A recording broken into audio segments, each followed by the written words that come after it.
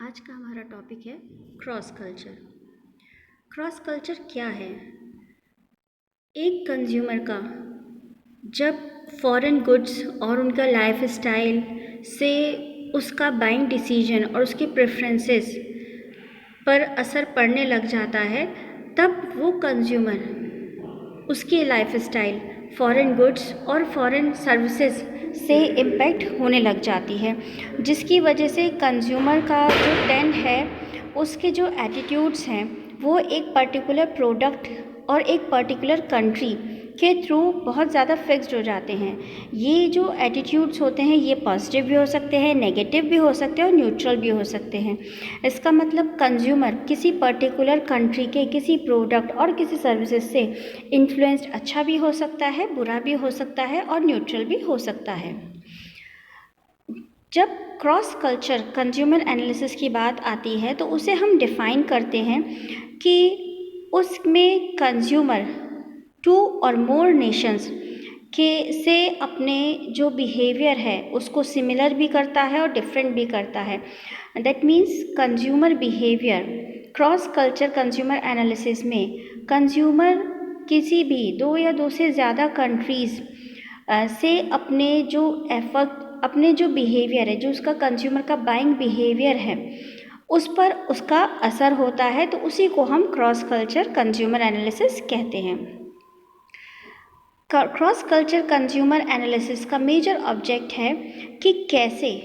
Consumer दो या दो से ज़्यादा सोसाइटीज़ के साथ खुद को जुड़ा हुआ महसूस करेगा और किस तरह से वो उनसे जुदा, उनसे डिफरेंट महसूस करेगा। कई बार हम दूसरी कंट्री के किसी बिहेवियर को, किसी कल्चर को, किसी प्रोडक्ट को इस तरह से हम अडॉप्ट कर लेते हैं कि फिर हमें उसके साथ जुड़ाव महसूस होने लग जाता है। तो यही चीज़ है कि क्रॉस कल्चर कंज्यूमर एनालिसिस में हम इसी चीज़ को ध्यान में रखते हैं। यहाँ हम देखते हैं कि जो मल्टीनेशनल मार्केटर्स हैं वो इन कंट्रीज़ के बीच का जो डिफरेंस है उनको किस तरह से समझते हैं और कंज्यूमर्स को किस तरह से उन प्रोडक्ट्स के साथ सिमिलैरिटी फील कराते हैं। यहाँ पर हम ये बात करते हैं कि कंज्यूमर एक एप्रोप्रिएट स्ट्रेटजी के थ्रू कंज्यूमर उन स्पेसिफिक फॉरेन मार्केट्स में पहुँच बना लेता है, जिसकी वजह से वो उन क्रॉस कल्चर को अडॉप्ट कर पाता है। इसमें बहुत बड़ी सिमिलैरिटी जो दो नेशंस के बीच आती है, उसमें ये देखा जाता है कि कौन सा फिजिबल है, यानी हम उनको एनालिसिस करते हैं कि ये जो सिमिलर स्ट्रैटेजीज़ हैं जो हर नेशन की अपनी इंडिविजुअल होती हैं, वो किस तरह से दूसरे नेशन के साथ सिमिलर होती हैं।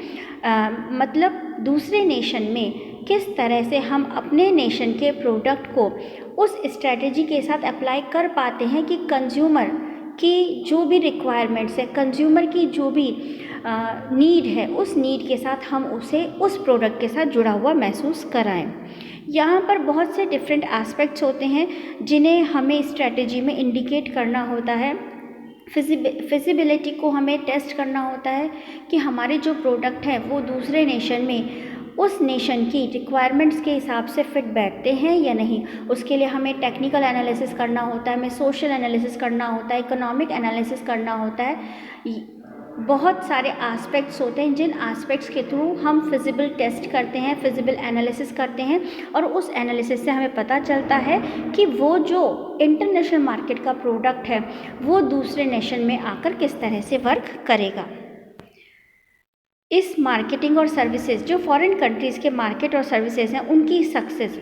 तभी होती है जब वो कस्टमर्स के बिलीव्स और वैल्यूज़ और उनके कस्टम्स पर असर डाल सकें। हम किसी प्रोडक्ट, किसी इंटरनेशनल प्रोडक्ट के साथ अगर खुद को जुड़ा हुआ महसूस करेंगे, इसका मतलब वो प्रोडक्ट हमारे लिए अहम हो गया है, और इसका मतलब उस प्रोडक्ट की जो कंपनी है, जो इंटरनेशनल कंपनी है, उसने कस्टमर्स की रिक्वायरमेंट्स पहचान ली है, कस्टमर्स के बिहेवियर को वो जान चुका है, तभी उसने अपने प्रोडक्ट को इस तरह से स्ट्रैटेजी यूज़ की कि वो कस्टमर की पहुंच में, कस्टमर की एक बिलीफ में इंक्लूड हो जाए।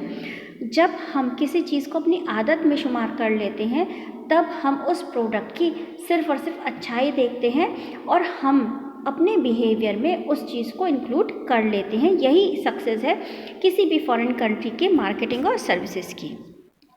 यहाँ पर हम कुछ कंपनीज़ को लिस्टेड कर रहे हैं जिन्होंने कंसिडर किया है अपने वैल्यूएबल अंडरस्टैंडिंग को, जिन्होंने कंज्यूमर के टेस्ट को, उनकी पल्सेस को बहुत अच्छी तरह से पहचान लिया है और उनकी पल्स के हिसाब से, यानी उनके नेचर के हिसाब से, उनके बिहेवियर के हिसाब से, उनके टेस्ट के हिसाब से वो लोग वर्क कर रहे हैं। यहाँ पर बहुत ही फेमस इंटरनेशनल कंपनीज़ हैं जिन्होंने हर देश में अपनी पहचान बना रखी है, जैसे कोका कोला है, Microsoft, IBM, GE, Intel, Disney,